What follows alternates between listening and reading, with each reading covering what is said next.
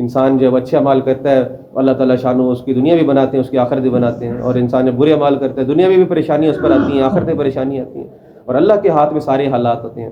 اللہ تعالیٰ شان اعمال کی بنیاد پر اچھے حالات بھیجتے ہیں، برے عملوں پر برے حالات آتے ہیں، اچھے اعمال پر اچھے حالات آتے ہیں۔ اور اللہ کے نبی حضرت محمد صلی اللہ علیہ وسلم نے ہمیں اللہ تعالیٰ کی مدد لینے کے لیے، پریشانیوں کے حل کے لیے، مسئلوں کو دور کرنے کے لیے، دنیا اور آخرت کی عزتیں حاصل کرنے کے لیے ہر موقع کا عمل سکھایا ہوا ہے۔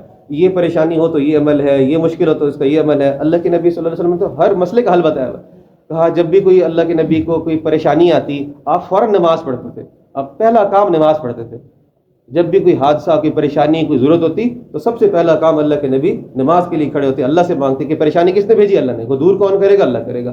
کوئی صحابی آتا کہ گھر میں کچھ مشکل ہے، حالات تنگ ہے، آپ ان کو اہتمام نماز کو کم کرتے، نماز کا اہتمام کرو، نماز قائم کرو، اللہ سے مدد حاصل کرو۔ ابو ہریرہ رضی اللہ عنہ ایک صحابی مسجد میں لیٹے ہوئے تھے، آپ نے پوچھا کہ آپ کیوں ایسے لیٹے ہوئے؟ کہا میرے پیٹ میں درد ہے، تکلیف ہے۔ آپ نے فرمایا اٹھ نماز پڑھ، نماز میں شفا ہے۔ جس اللہ نے پیٹ بنایا درد بھی اسے نہیں ڈالا، وہی دور کرنے والا۔ جو دوا بنانا، دوا کے اندر طاقت اور صحت اور اس کے اندر شفا بھی اللہ نے رکھی ہوئی ہے۔ ساری دنیا کے ڈاکٹر مل جائیں، کسی کو صحت دینا چاہیں، اللہ نہیں چاہے نہیں دے سکتے۔ ساری دنیا کی دوائیں استعمال کر لے، اللہ کی طرف سے فیصلہ نہ صحت کو تو کچھ نہیں کر سکتا۔ تو اللہ فیصلہ کریں کہ بغیر دوا کی بھی صحت دے دیں گے، اللہ فیصلہ نہیں کرے تو دوا بھی بیماری کا ذریعہ بن جائے گی۔ کہا وہ دوا تو کیا لیکن اس کا الٹا اثر ہو گیا، آدمی خراب ہو گیا اور بیماری بڑھ گئی۔ تو اللہ کی ذات اصل ہے، اس کے پاس ساری چیزوں کے خزانے ہیں، اس سے لینے کے راستے پیارے نبی صلی اللہ علیہ وسلم والے اعمال ہیں۔ ہماری زندگی سنت والی ہوگی، اعمال والی ہوگی، ہمارے پر اللہ کی خاص رحمتیں ہوں گی، برکتیں ہوں گی۔ تو ہم نے اللہ کے نبی کی ہر سنت کو سیکھنا ہے اور ہر سنت کو یقین کے ساتھ عمل کرنا ہے کہ اس میں ہماری زندگی بنے گی، اس سے ہماری دنیا بنے گی، اس سے ہمارے مسئلے حل ہوں گے۔ اور خدا نہ خواستہ نبی کی سنت چھوٹ گئی، ہماری زندگی میں پریشانیاں آ جائیں گی، مصیبتیں آئیں گی۔ ایک ایک سنت اللہ تک پہنچنے کا جو ہے وہ بہترین راستہ ہے، اور اللہ کو اپنے زمین آسمان سے، سارے عرش سے زیادہ قیمتی اپنے پیارے نبی کی ادائیں، اللہ کے نبی کی سنتوں کو اللہ تعالیٰ ساری زمین آسمان سے۔ انسان دنیا کا پیسہ جمع کرنے سے عزت والا نہیں بنتا، انسان مال اور عہدوں کی وجہ سے عزت والا نہیں بنتا۔ اللہ کے نزدیک انسان عزت والا بنتا ہے جب اللہ کے نبی کی سنت پر چلتا ہے۔ وہ حضرت بلال رضی اللہ عنہ جو حبشی تھے، غلام تھے، جن کے پاس اپنے پاس کھانے کو نہیں ہوتا تھا، جن کے پاس کوئی اپنی سواری، اپنا مکان نہیں ہے، لیکن اللہ کے نبی کے غلام بنے، اللہ رسول کی زندگی اپنائی۔ اللہ کے ہاں ان کا کتنا اونچا مقام ہے کہ زمین پر چلتے تھے، جنت میں آواز آتی ہے قدموں کی۔ اور اذان لوگوں نے کہا کوئی اور دے دے، ان کی آواز اچھی نہیں، تو اللہ تعالیٰ نے کہا صبح نہیں ہوگی جب تک بلال اذان نہیں دے۔ ایسی عزتیں اللہ نے دی۔ جنت میں اللہ کے نبی کے ساتھ داخل ہوں گے، اذان دیتے ہوئے قبر سے اٹھیں گے، اللہ کے نبی کے قدموں سے اٹھیں گے، اور جو ہے وہ جنت میں حضور کی سواری کو لے کر اللہ کے نبی کے ساتھ جنت داخل ہوں گے۔ عزت تو اللہ ان کو دیتے ہیں جو اللہ کے حکموں کو پورا کرتے ہیں، نبی کی سنت پر چلتے ہیں۔ تو ہم بھی عزت والے بنیں گے جب ہم اللہ کے نبی کی سنت، ہم نے اللہ کے نبی کی سنتوں کو چھوڑا، آج دنیا میں در در کی ٹھوکریں کھا رہے ہیں۔ اللہ کے در کو چھوڑا تو در در کی ٹھوکریں کھانی پڑ رہی ہیں۔ تو بھی ہم نیت کریں انشاءاللہ اللہ کے حکموں کو، نبی کی سنت زندگی کو اپنائیں گے اور نماز کو اپنی بنائیں گے۔ کہا نماز جس کی بن گئی اس کی زندگی بن گئی، جس کی نماز میں جاندار، جس کی نماز جاندار اس کی زندگی شاندار۔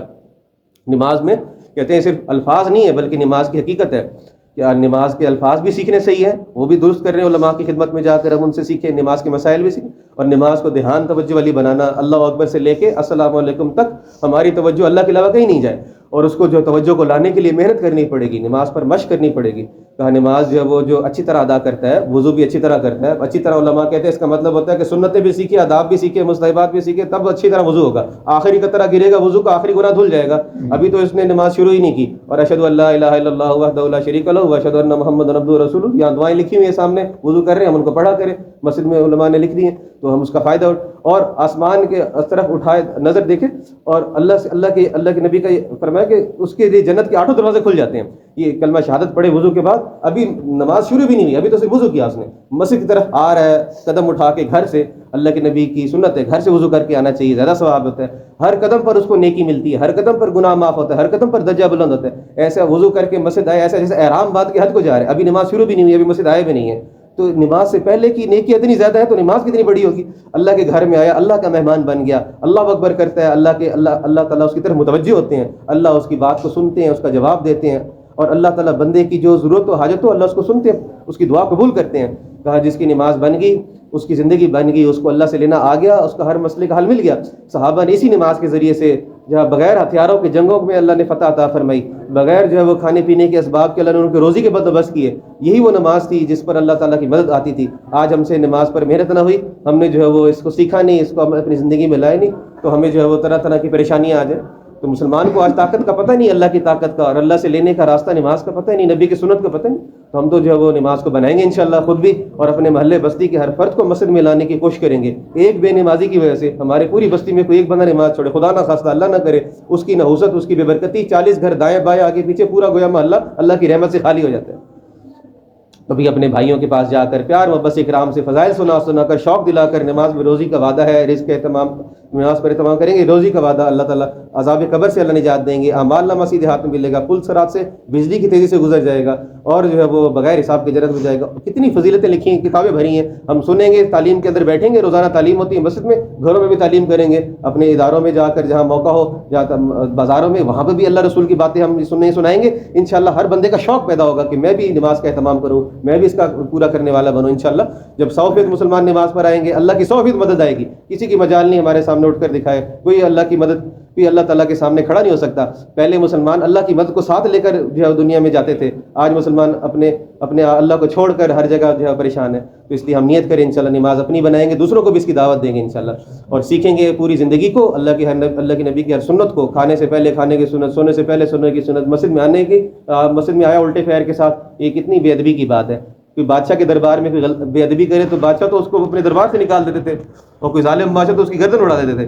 تو اللہ کے گھر میں ہم آئیں، اللہ کے گھر کے آداب کا خیال رکھتے ہوئے، اور مسجد سے باہر جائیں تو بھی آداب کے ساتھ، گھر میں داخل ہو تو نبی کی سنت کے ساتھ بسم اللہ پڑھ کے، اور جو ہے وہ کھانا کھائے تو بسم اللہ کے ساتھ. کہا شیطان کہتا ہے اس گھر میں میرے لیے کھانا بھی نہیں ہے، ٹھکانا بھی نہیں ہے، اور بندہ بسم اللہ بھول گیا گھر میں جاتے ہوئے، اور کھانے سے پہلے بسم اللہ بھول گیا، تو شیطان کہتے ہیں آجو اپنے چیلوں کو کہ یہاں گھر میں ہمارے لیے کھانا بھی ہے، ٹھکانا بھی، اس گھر میں برکت نہیں ہوگی، رحمت نہیں ہوگی، لڑائی جھگڑے ہوں گے، پریشانی ہوں گی. تو اللہ کے نبی کی سنتوں کو ہم لے کر جائیں گے، جہاں بھی جائیں گے برکتیں خیریں آئیں گے انشاءاللہ. ہم نیت کریں انشاءاللہ، ہر کام سے پہلے اس کی سنت سیکھیں گے انشاءاللہ، اور سنت کو بھی زندگی میں لائیں گے، پوری دنیا میں پھیلائیں گے انشاءاللہ. اور علماء سے مسائل پوچھ کر زندگی گزاریں گے، خوشی غمی کے مسائل ہیں، شادی غمی کے، ہر چیز کے مسائل اس کو سیکھیں گے انشاءاللہ. تو نماز میں، اعمال میں ہماری جان آئے گی، اور اللہ کا دھیان ہمیں حاصل ہوگا. جب ہم اللہ کا ذکر کریں گے، اللہ کی باتیں سنیں گے، بولیں گے، تسبیحات ہیں، تیسرا کلمہ، درود شریف، استغفار، بڑے بڑے اذکار ہیں، اس کے علاوہ اور بھی بہت ساری تسبیحات، اس کا اہتمام ہم کریں گے پابندی کے ساتھ. یہ ہماری روح کی خوراک ہے. تو جو ہے وہ جتنی ہم اس کا اہتمام کریں گے اتنے روح کو قوت ملے گی. انسان کے جسم کو کھانا نہیں ملے تو وہ اس کے لیے چلنا پھرنا مشکل ہوتا ہے، کمزور ہو جاتا ہے، اور اگر روح کو خوراک نہ ملے تو نیکی کرنا مشکل ہوتا ہے. نبی کی سنت پر چلنا مشکل ہوگا، نماز پڑھنا مشکل لگے گا، سچ بولنا مشکل لگے گا، اچھی بات کہنا مشکل لگے گا، بری بات سے بچنا مشکل لگے گا. تو جب ایمان عمل کے ماحول میں بیٹھیں گے تو اچھے بات کام کرنا آسان ہوگا. روح کو قوت اللہ کے ذکر سے ملتی ہے. ابھی بھی اللہ کی بات سننے سے قوت مل رہی ہے، قرآن پاک پڑھیں گے سے روح کو قوت ملتی ہے. اللہ کا ذکر، تسبیح، تیسرا کلمہ، درود شریف، استغفار، اس کو ہم اہتمام کریں انشاءاللہ.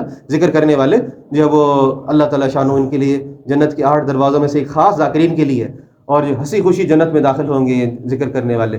تو انشاءاللہ ذکر کا اہتمام ہو، اور میرے سے جو ہے وہ ہم جو ہے وہ استغفار کا بھی اہتمام کریں، اپنے گناہوں کو سامنے رکھتے ہوئے اللہ کے نبی پر درود کا اہتمام کریں، اللہ کے نبی کے احسانات کو سامنے رکھتے ہوئے قرآن پاک کا روزانہ کم از کم جو ہے وہ ایک سپارے کی کوشش کریں. اگر نہیں ہو رہا تو کم از کم آدھا گھنٹہ تو ہم روزانہ اس کے لیے وقت فارغ کریں. اللہ سے دعا مانگیں انشاءاللہ اللہ ہمیں توفیق دے روزانہ قرآن پڑھنے کی. ایک حرف پر 10 نیکی ہے. بسم اللہ 3 حرف 30 نیکی ہیں. اللہ تو دینے کو تیار ہے، آج ہم لینے کو تیار نہیں ہے. سبحان اللہ ایک دفعہ کہیں گے جنت میں اتنا بڑا درخت لگ جائے گا کہ اس کے سائے کے نیچے 100 سال تک گھوڑا دوڑتا رہے اس پہ سایہ ختم نہیں ہو.